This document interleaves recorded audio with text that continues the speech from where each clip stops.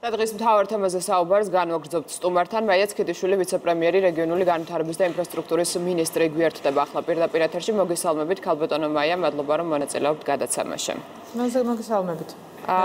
პირველ რიგში საზოგადოება მათ შორის ალბათ ჩვენს მსგავს მკაცრ ზომებს ველოდით უფრო პიკური პერიოდისათვის, ის რომ ხვალიდან დღის გარკვეულ მონაკვეთში იმოქმედებს კომენდანტის საათი, ნიშნავს თუ არა იმას, რომ უკვე ვართ ფაქტობრივად ამ კრიტიკულ ფაზაში.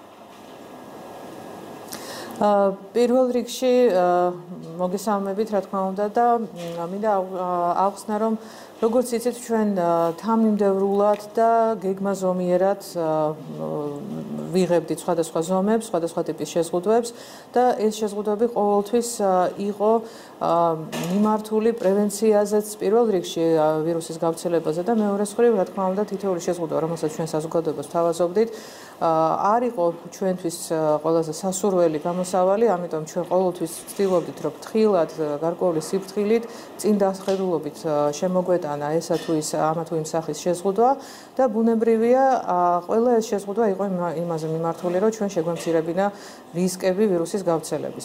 ამ შემთხვევაში თქვენ გახსოვთ, რომ ჩვენ ასევე გვქონდა საუბარი იმაზე, რომ იმ შემთხვევაში თუ ჩვენ უკვე აღმოჩნდებით სხვა ეპიდემიოლოგიურ ვითარებაში, როდესაც საფრთხეები გაიზრდება ან დაავადების გავრცელების შესაბამის ეტაპზე აღმოჩნდებით, ბუნებრივია ჩვენ მანამდე ვაფრთხილებით საზოგადოებას, რომ შესაძლოა ზომების გამკაცრება იყოს საჭირო.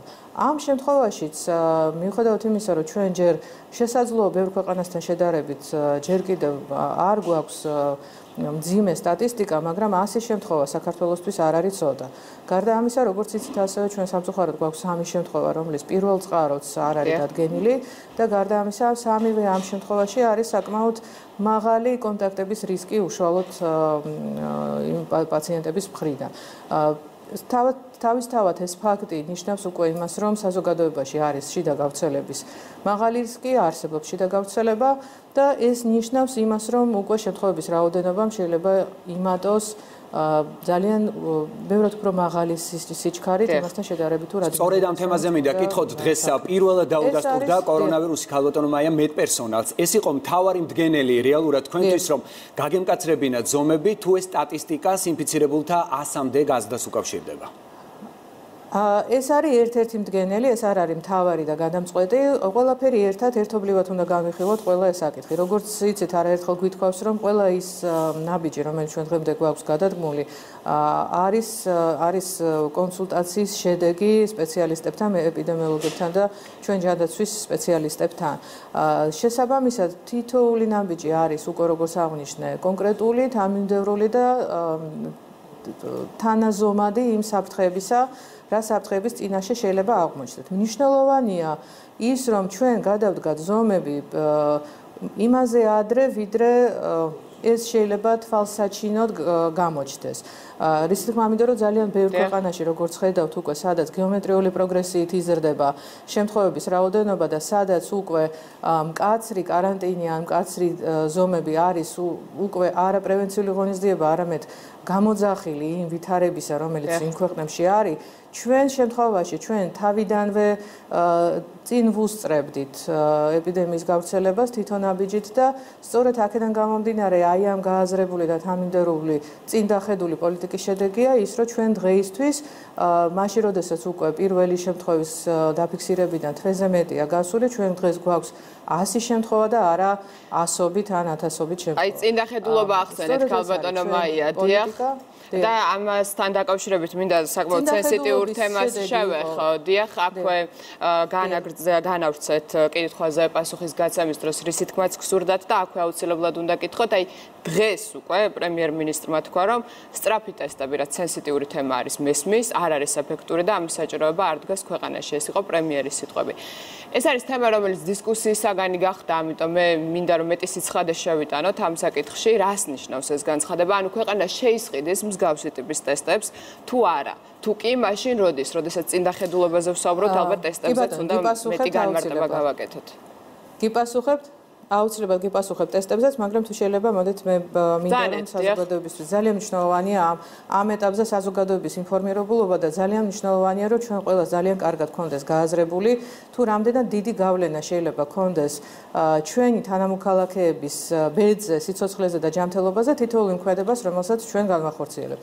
ამ შემთხვევაში ძალიან რთულია ქმედება, იმიტომ რომ საფრთხე თითქოს უხილავია და აქედან გამომდინარე რთულია გაზომვა ხანდახან იმ ჩვენი გადაწყვეტილებების და ამ დაუფიქრებელი გადაწყვეტილებების შედეგებისაც მათ შორის. ამიტომ მნიშვნელოვანია კარგად გვესმოდეს რასთან გვაქვს საქმე. შესაბამისად, როგორც აღნიშნე, შიდა გავრცელება ეს არის უკვე ისეთი ეტაპი, სადაც არის ძალიან მაღალი რისკები გავრცელების. აქედან გამომდინარე არის საჭირო კიდევ უფრო მეტად შეიზღუდოს სოციალური დისტანცია, ის კონტაქტები, რომელიც არის ვირუსის გადადების და სწორედ აქედან გამომდინარე იქნა მიღებული ჩვენს მიერ გადაწყვეტილება შემდგომი შეზღუდვების მიღების თაობაზე. ამ მიმართულებით, როდესაც ჩვენ საუბრობთ დაავადების პრევენციაზე, ყველა ეს ზომა, როგორც არის ტესტირება, დაავადების ადრეული გამოვლენა, ასე ვთქვათ, კარანტინში მოქცევა იმ ადამიანების, რომლებიც იზოლირება იმ ადამიანების, რომლებიც არიან დაავადებულები. ყველა ეს ზომა არის ნაწილი იმ საერთო გეგმისა, იმ ღონისძიებების კომპლექსისა, რომელიც გატარებაც არის საჭირო იმისთვის, რომ ჩვენ მალე დავამარცხოთ ეპიდემია.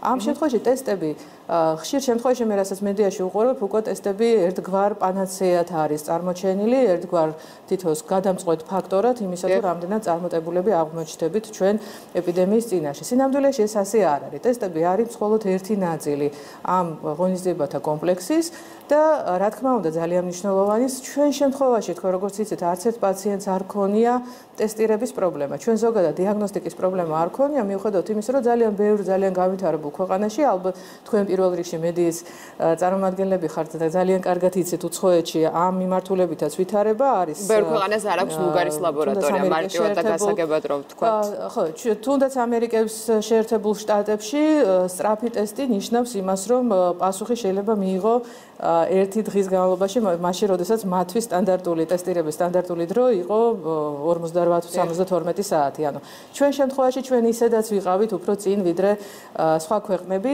იმ ლუგარის ლაბორატორიის ტესტირების მეთოდოლოგიით, რაც ჩვენ უკვე გვქონდა დანერგილი და კიდევ ერთხელ აღნიშნე, რომ არც ერთ ჩვენ პოტენციურ პაციენტს არ ქონია პრობლემა ტესტის ჩატარების. ანუ ტესტების ხელმისაწვდომობა ჩვენთან იყო ყოველთვის გარანტირებული. ახლა რაც შეეხება ეგრეთ წოდებულ სწრაფ ტესტებს. სწრაფი ტესტების ნაწილშიც თქვენ იცით, რომ ქალბატონმა ეკამ მინისტრმა მარნეულშიც ჩაიტანა გარკვეული ტესტების კიდევ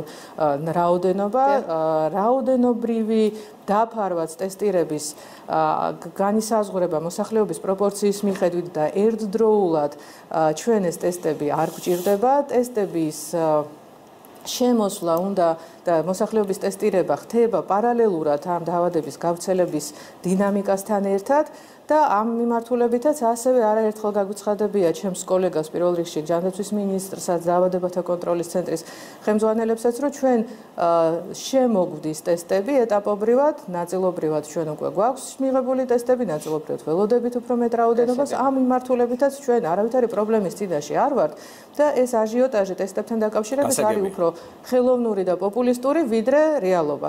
და გარდა ამისა, ასევე რისი თქვენს მინდოდა, რომ თქვენ ასევე გქონდათ საშუალება თქვენი მაყურებლისთვისაც შეგეთავაზებინათ ის თერმოსკრინინგი, რომელიც მიმდინარეობს მარნეულში და ბოლნისში. და ესეც არის დიაგნოსტიკის ერთ-ერთი ძალიან ეფექტური საშუალება და დილისთვის 106,000 ადამიანის თერმოსკრინინგი ჩატარდა ამ დღეების განმავლობაში, სულ რამდენიმე დღის განმავლობაში მარნეულის და ბოლნისის მუნიციპალიტეტში. თქვენ წარმოგიდგენიათ რა მოცულობასთან ჰქონდა შეხება იმ ადამიანებს, მოხალისეებს და მუნიციპალიტეტის თანამშრომლებს, რომლებიც მუშაობდნენ და თერმოსკრინინგიც არის ისეთივე დიაგნოსტიკა, როგორც არის ტესტირება, მაშინ როდესაც ხდება თერმოსკრინინგის შედეგად იმ ადამიანების გამოვლენა, ვისაც უფიქსირდება ტემპერატურა, მაღალი სიცხე და უკვე ამ ადამიანების ტესტირება ხდება. ასე რომ ტესტირებაც არ არის უნივერსალური საშუალება, ტესტირება არ სჭირდება უკლებრივ ყველა მოქალაქეს და ისჭირდება მხოლოდ იმ რისკის ჯგუფს ან ადამიანებს, ვისაც შეიძლება დაუფიქსირდეს ტემპერატურა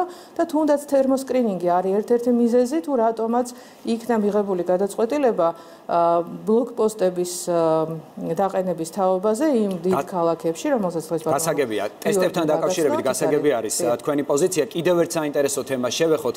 როგორც ვიცით, თქვენ ეკონომიკური მიმართულების ხელმძღვანელი ბრძანდებით საკოორდინაციო საბჭოში, დღეს პრემიერმა თქვა, რომ სია განისაზღვრება იმ საწარმოების, რომლებიც კარანტინის რეჟიმშიც კი გააგრძელებენ საქმიანობას. შეგიძლიათ უფრო დეტალური ინფორმაცია რომ მოგვაწოდოთ ამ თემაზე? ბუნებრივია, ძალიან ბევრი კითხვა უკვე ჩემთანაც შემოდის, ძალიან ბევრი კითხვა ჩემს კოლეგებთან და მე მესმის, რომ შესაძლოა გარკვეული პერიოდის განმავლობაში, ბუნებრივია 1-2 დღის განმავლობაში იყოს საზოგადოებაში თუ რა შეიძლება იმუშაოს, რამ არა. მოდით პრინციპულად მივუდგეთ და მე ვეცდები აგეხსნათ პრინციპი ამ საკარანტინო პირობების და ბევრისთვის ეს შეიძლება იყოს უფრო ცხადი. პირველ რიგში აუცილებლად იმუშავებენ სურსათის მაღაზიები და სააფთიაქო ქსელი. ისევე როგორც ბუნებრივია სრული მისაწვდომობა ექნება ჩვენ საზოგადოებას სამედიცინო ობიექტების და სამედიცინო მომსახურებას. გარდა ამისა, რა თქმა უნდა, იმუშავებენ მობილური კავშირგაბმულობის კომპანიები, ტელევიზიები, ბენზინგასამართის სადგურები, ასევე საფოსტო მომსახურება იქნება ხელმისაწვდომი, ყველა ის მუნიციპალური სერვისი, როგორც არის წყალი, დენი, გაზი, ანუ აუცილებელი ინფრასტრუქტურა, რომლის გარეშე ჩვენ ვეღარ ვცხოვრობთ. გარდა ამისა, აუცილებლად, რა თქმა უნდა, როდესაც ვსაუბრობთ სურსათის მომარაგებაზე, მუშაობს მთელი ის მოწოდების ჯაჭვი, რომელიც არის საჭირო სურსათის მაღაზიაში თუ უნდა იყოს პური, ბუნებრივია მუშაობს როგორც პურის საცხობი, ასევე ის თონეები, სადაც პური იყიდება. და გარდა ამისა, ასევე ჩვენ მოგეხსენებათ, რომ კვების ობიექტების, მზაკვების ობიექტების მუშაობის რეჟიმი წინა შეზღუდვების დროს შევზღუდეთ და როდესაც დავუშვით დისტანციური მიწოდება, ეს დარჩება ამჯერადაც. ბევრი კითხვა იყო იმასთან დაკავშირებით, თუ ეგრეთ წოდებული მიტანის სერვისი იფუნქციონირებს თუ არა და გიდასტურებთ, რომ ეს მიტანის სერვისი იქნება, ვთქვათ, არ იქნება შეზღუდული და გარდა ამ აუცილებელი ინფრასტრუქტურისა შეიძლება მე გამომჩეს ახლა 1-2 ელემენტი, მაგრამ შინაარსობრივად რო გავიგოთ, რომ ყველაფერი ის, რაც აუცილებელია და გარდაუვალია და აუცილებელი ჩვენი ფუნქციონირებისთვის, მასთან დაკავშირებული საქმიანობა, როგორც არის თუნდაც დისტრიბუცია, სადისტრიბუციო, ვთქვათ, მანქანების მოძრაობა, რომელიც არის საჭირო სასურსათე მაღაზიების უზრუნველყოფისთვის, ესეც ბუნებრივია მუშაობს. გარდა ამისა, უკვე როდესაც ვსაუბრობთ ეკონომიკის სხვა მიმართულებებზე, სადაც შესაძლოა კითხვების ნიშნები არსებობდეს თუ რამდენად ესა თუ ის საწარმო არის, ასე ვთქვათ, სტრატეგიული მნიშვნელობის. ამ შემთხვევაში ასევე ჩვენ მაგალითისთვის თუნდაც ბოლნისის და მარნეულის მუნიციპალიტეტებზე, სადაც უფრო მკაცრი საკარანტინო პირობები იქნა შემოღებული, იქაც კი ეკონომიკის და სოფლის მეურნეობის სამინისტროს მიერ იყო განსაზღვრული ის ობიექტები, როგორიც არის მაგალითად თუნდაც მარნეული კონცერნი მარნეული, რომელიც საკონსერვო პროდუქციას აწარმოებს. ხო, ანუ ეს ჩვენ ბუნებრივია ამ ქარხნების და საწარმოების სიას თავიდან ბოლომდე ვერ ჩამოვთვლით. დაახლოებით გასაგები არის ის პროდუქტები. ამიტომ პრინციპულად არის მნიშვნელოვანი, რომ ყველა ის ექსპორტზე ორიენტირებული მსხვილი საწარმო, რომელიც როგორც არის რუსთავის მეტალურგიული საწარმო მაგალითისთვის, ხო, ანუ დიდი საწარმო, რომლის ფუნქციონირების გარეშე შეუძლებელია ჩვენ არ გაჩერდება მსგავსი საწარმოები ჩვენ ბიუჯეტში შემოსავლების. თუ საუბრობთ მათ შორის სურსათის მწარმოებელ ციკლზე, უბრალოდ, როდესაც ჩვენ ახლა ვსაუბრობთ გარკვეულ შეზღუდვებზე, მნიშვნელოვანია, რომ ჩვენ ყველა ამ საწარმოში გქონდეს გარანტია იმისა, რომ იქნება დაცული უსაფრთხოების წესები. აქედან გამომდინარე, სია იქნება თითოეული უწყება ამ ეტაპზე ბიზნესთან კონსულტაციით, თავისივე შიდა ინფორმაციაზე და ცოდნაზე დაყრდნობით, აწვდის სიას ამ ეტაპზე მოქმედ მთავრობის საკოორდინაციო საბჭოსთან არსებულ შტაბს, რომლებიც ამ პროცესს შეათანხმებენ. თქვენის ნებართვით მე მინდა ერთ საკითხს შევეხო, როგორც ინფრასტრუქტურის მინისტრი, ჩვენთვისაც ძალიან მნიშვნელოვანია სამშენებლო სექტორი, ბევრი კითხვა მიმართულებითაც. ჩვენ ვცდილობთ, რომ მაქსიმალურად შევინარჩუნოთ ყველა ის სამშენებლო პროექტი, რომელიც ინფრასტრუქტურული მიმართულებით მიმდინარეობს, როგორც სამთავრობო დაკვეთით, ასევე კერძო სექტორში. ამ მიმართულებითაც მინდა მივუწოდო ამ სექტორის წარმომადგენლებს, რომ მათაც მიმართონ შესაბამის ოპერატიულ შტაბს, მუნიციპალიტეტებს, რათა მუნიციპალიტეტთან კოორდინაციით მოხდეს იმ სამშენებლო ობიექტების განსაზღვრა, სადაც მუნიციპალიტეტები და შტაბის წარმომადგენლები, რეგიონული შტაბის წარმომადგენლები დარწმუნდებიან იმაში, რომ იქაც ხდება ყველა რეგლამენტის და წესის დაცვა, რის შემდეგაც სამშენებლო ობიექტებსაც, ასეთი ტიპის სამშენებლო ობიექტებს მიეცემათ საქმიანობის საშუალება. დიდი მადლობა. ჩვენთვის მთავარი ამოცანა ბალანსის დაცვა, სოციალური დისტანცირების, კონტაქტების შეზღუდვასა და იმ აუცილებელი ეკონომიკურ პროცესებს შორის, რომლის გარეშეც ჩვენი ეკონომიკა ვერ იფუნქციონირებს. მადლობა ვიცე-პრემიერი მაია ცქიტიშვილი პასუხობდა ქრონიკის კითხვებს.